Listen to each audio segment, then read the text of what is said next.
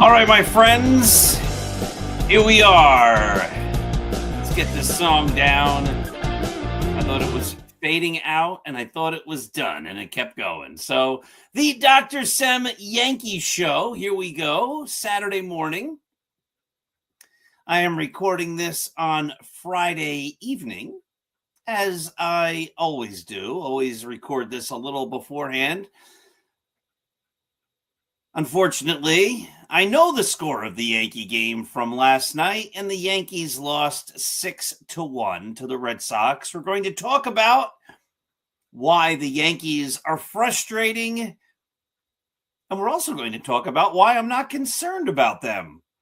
But before we get there, let's make today a great day. And how do you make your day great? Well, it's easy. You look around the world and you notice the good. Take a moment, notice the good that is all around you, and bring that good into your heart and cherish it.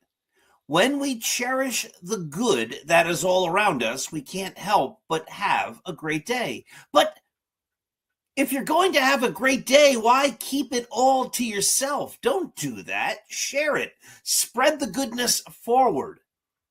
Now, some people say, Dr. Sem, I can't have a great day. There's nothing good at all. I see nothing good in this entire world that I can cherish. I don't see flowers. I don't have any food. I don't have a place to live. I don't have any friends. I don't have any good health.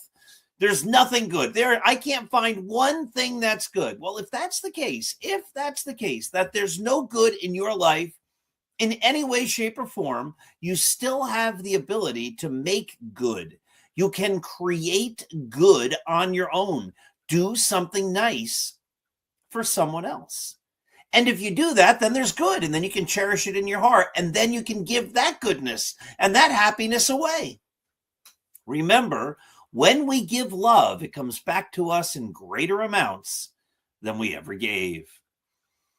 So let me just work on the, there we go, a little less reflection in my eyeballs there on the glasses. Little reminder as well that this program is brought to you by Artemisia Publishing. Artemisia is a great publisher located in the United States of America. They publish a variety of books in a plethora of genres. And of course, they've published many of mine. All of these you should read, the least among them, From Compton to the Bronx, 365.2, Going the Distance, Scattering the Ashes, and, of course, The Greatest New York Yankees by uniform number. And I think today we'll probably have a little time to explore number 45, which will be a fun number to explore. So last night, the Yankees lost 6-1. The Yankees managed all but 3 hits. Interesting, all 3 hits by players who the Yankees are hoping can be players that lead them to the promised land. Jason Dominguez had a hit. Anthony Volpe had a hit. And Spencer Jones had a hit. Volpe went 1 for 3. He scored the Yankees' only run, and he is now batting on the season 262. 262, Anthony Volpe. I mean, if Anthony Volpe can hit 262 over an extended period, if he can hit 262 for the season, well, that would be amazing. He would finally start to be the player that everybody said he could and he should be. People sometimes accuse Yankee fans of hating on Anthony Volpe, and we're not hating on Anthony Volpe. We are frustrated that he was supposed to be something that he hasn't yet proven to be, a quality Major League Baseball player.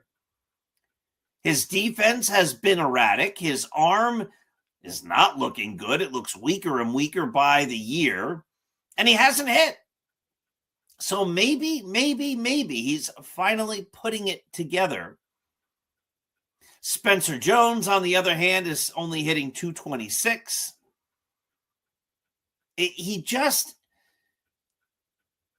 If you watch Spencer Jones hit, he just doesn't seem like a major league hitter. The batting stance is awkward. I don't know who taught him that stance. I don't know why he bats in that manner, but he doesn't look like a player that when he comes up, you're intimidated by, or if you're the opponent, or you're confident that he's going to get a hit if you're the Yankee fan. Again, the hope is that Spencer Jones proves us wrong. So why are the Yankees frustrating? Here's why.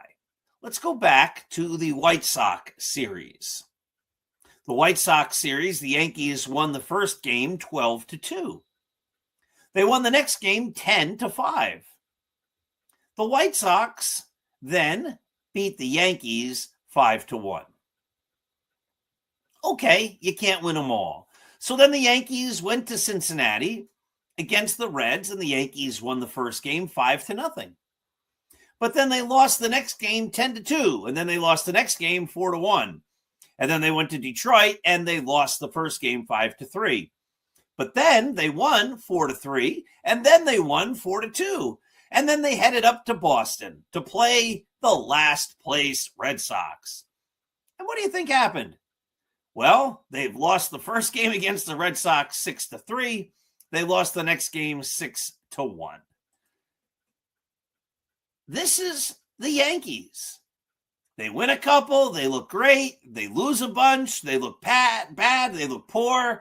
Then they'll win a couple and look great. Then they'll lose a bunch and look bad. Win a few, lose a few.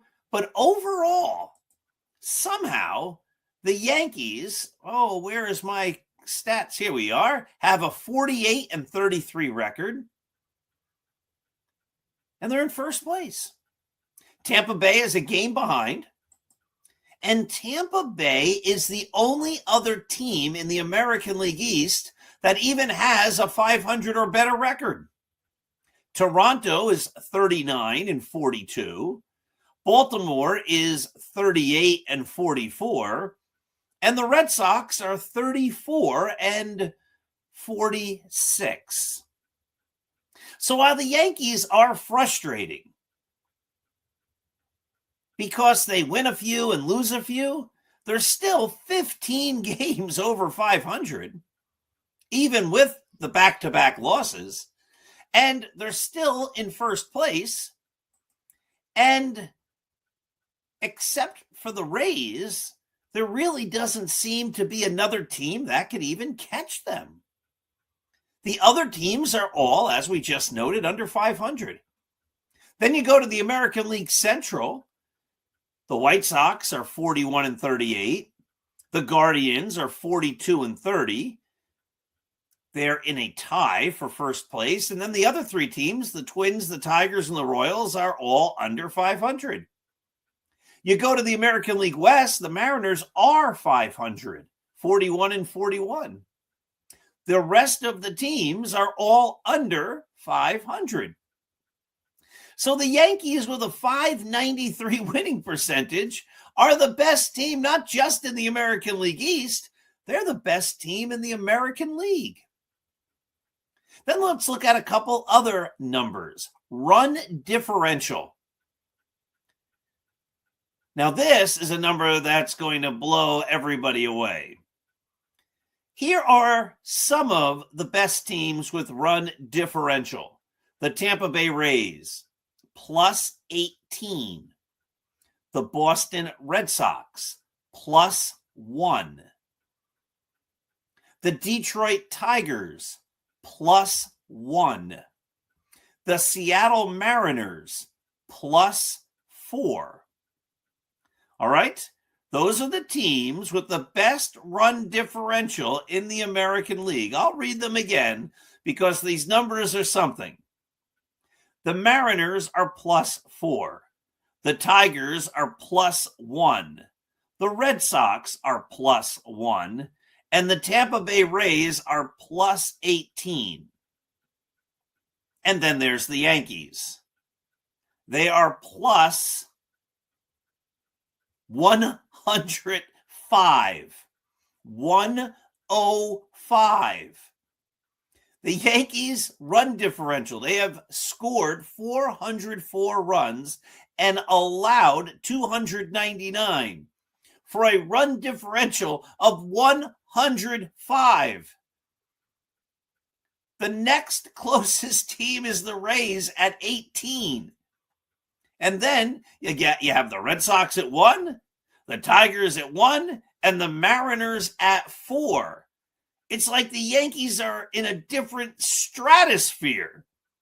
That's just absurd. You look at that number and you say, it can't be right, but it's right. The only other teams in baseball that have plus 100 run differential are the Milwaukee Brewers at 123, the LA Dodgers at 144. That's it. That's it. But in the American League, it's a different stratosphere. The closest team to the Yankees is the Rays, plus 18. The Yankees are the only team in the American League that has not yet allowed 300 runs. The Yankees are the only team in the American League that has scored over 400 runs. So this is why, in spite of the fact that the Yankees, especially on Thursday night with a million errors and poor play, look like they're going to be fine because they're dominating the league. Are the Yankees great? No. But are they better than everybody else by a long shot? Undoubtedly, yes. Now, it wouldn't be a complete show if we didn't talk about a Yankee. This guy was 0 for 3 last night with a strikeout. He's batting .226 on the year.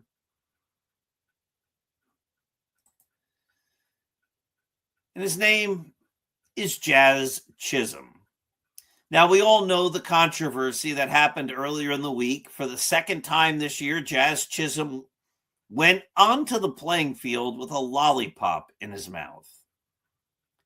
And I wrote an article on Start Spreading the News. I made the point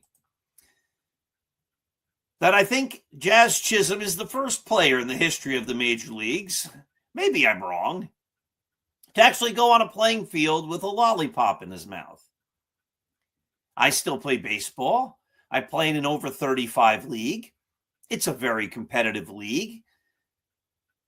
I have never seen a player, even on a Sunday morning competitive baseball league, go out on the field with a lollipop in his mouth. I coached baseball. I have 3 sons. I coached all 3 of them through their entire Little League careers. I have never seen a Little League kid go out on the field with a lollipop in his mouth. Why would Jazz Chisholm think that going out on the field with a lollipop is a good idea? And then the disappointing thing is that Aaron Boone said it really, really angered him, but he didn't do anything about it. In fact, he said, keep having fun, kiddo. Just be safe. And I think that sums up the entirety of the Aaron Boone era. And it's why when the Yankees make the playoffs, as it seems like they undoubtedly will, we have to be concerned because the manager just isn't serious. It's okay. I'm really mad at you, but I'm going to keep you in the lineup. Now, he kept him in the lineup, and then that next day, Jazz Chisholm hit what turned out to be the game-winning home run. But there's a lack of professionalism on the Yankees, a lack of leadership from their leader. You know, if a player does something to show up the team, then you sit them down. You send a message like, no, this is not acceptable. I don't know why you thought it might have been acceptable, but it's not. But I also made the point in the article on Start Spreading the News that this is a manager who, throughout every game, sits in the dugout and blows bubbles. Aaron Boone does not necessarily set a standard for professionalism. And so is it a big leap for then the players to see their manager blowing bubbles and to think it's okay maybe to go out on the field with a lollipop? Worse, after the lollipop incident, what did the Yankees still have accessible on the dugout bench? Lollipops. You know, you would think like, you know, let's not keep lollipops on the bench. In fact, as I said, I've been playing baseball and have been involved in baseball my whole life. I don't ever remember a team having lollipops. Sunflower seeds. Yes. Bubblegum. Yes. In the past, chewing tobacco. Sure. Lollipops? A Major League Baseball team with lollipops? And then a player makes a bad decision with the lollipop and you keep them in the dugout? Right? There's something disconcerting about the whole thing, like a lack of professionalism, a lack of seriousness. But then Chisholm hits the home run, and what does he do with the lollipop container? He holds it up for the camera like, yeah, baby. He was showing up as manager. And then what happens? Nothing. Nothing. And it's this lack of seriousness that undermines the Yankees' ability, I think, for greatness. Because the team isn't serious. And in big games, that lack of seriousness comes back to hurt them because it shows itself in poor fundamentals, in not being prepared for the big moments. Now, Jazz Chisholm's going to be a free agent at the end of the year. If I'm the Yankees, I say, Jazz, you're a fun player, but you're a talented player who gets in his own way and prevents yourself from using your outstanding talent to propel yourself to greatness. This is Chisholm's 7th season. Combined WAR, adding up his entire career, including this year, though last night's game not included, but give me a break. It's not going to go up. Jazz Chisholm, combined WAR, 7 seasons, 13.5. I think we can do some simple math here and say that 14 is 7 times 2.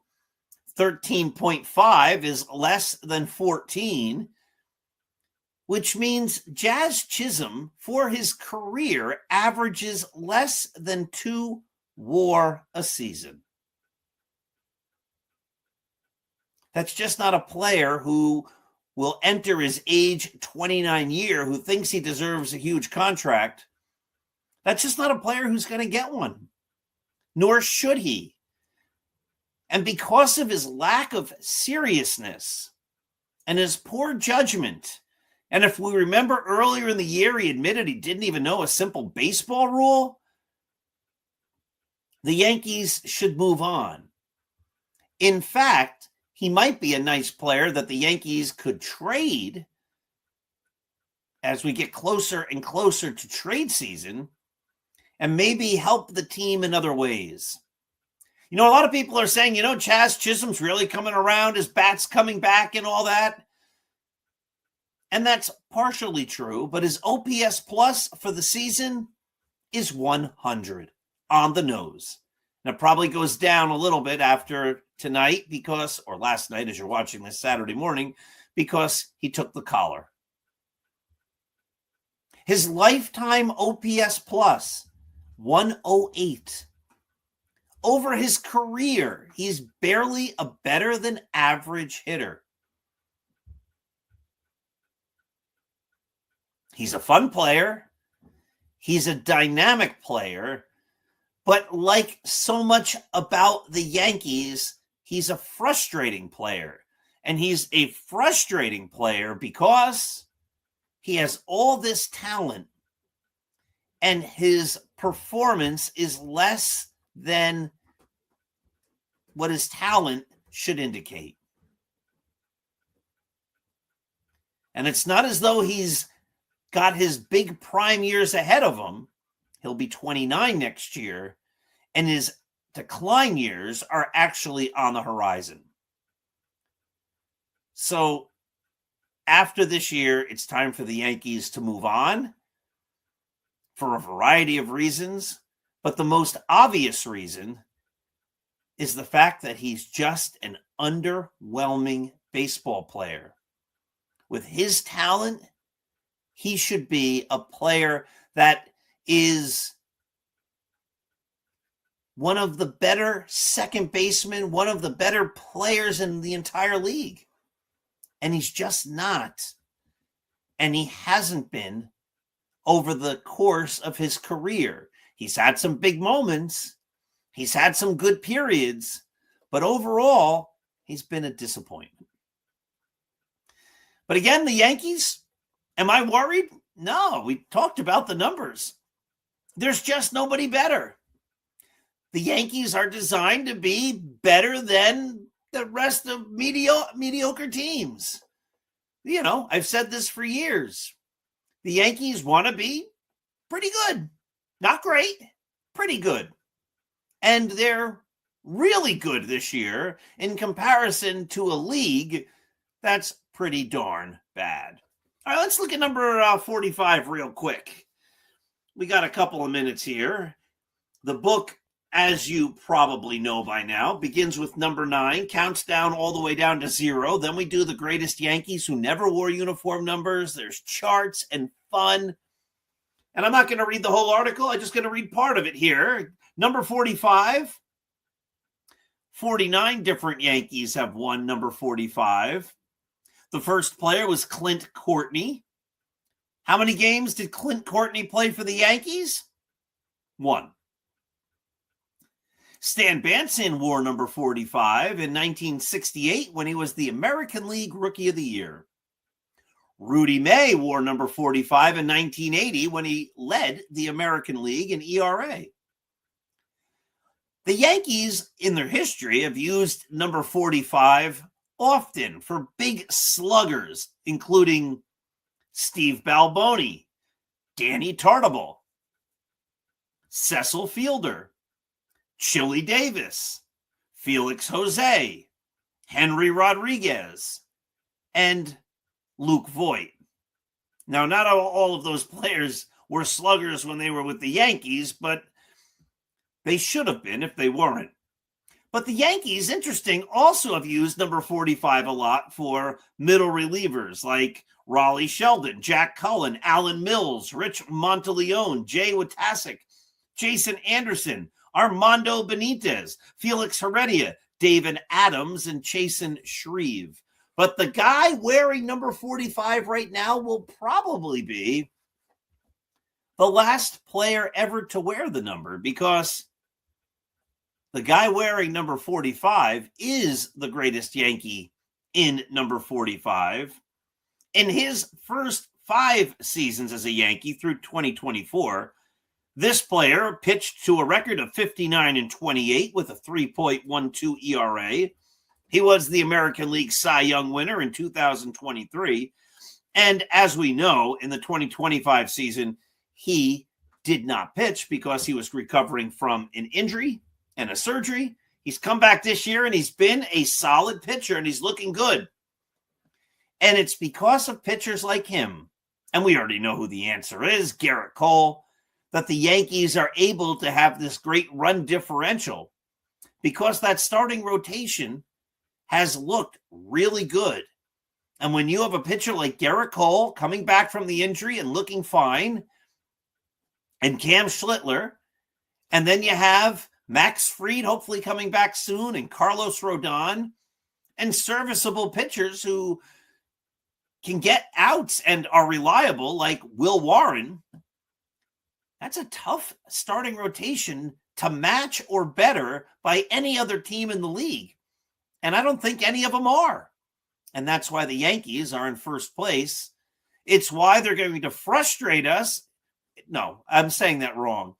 It's why, even though they will frustrate us all year with winning a few, losing a few, winning a few more, going into a little losing streak, coming back, but it's why they're going to stay well over 500, even in spite of these frustrating losses, and why we're going to be looking at a postseason with hope, because if you have Max Fried, Cam Schlittler, Carlos Rodon, and Garrett Cole as your pitchers for the postseason, the hope has to be that you can make it all the way to the World Series.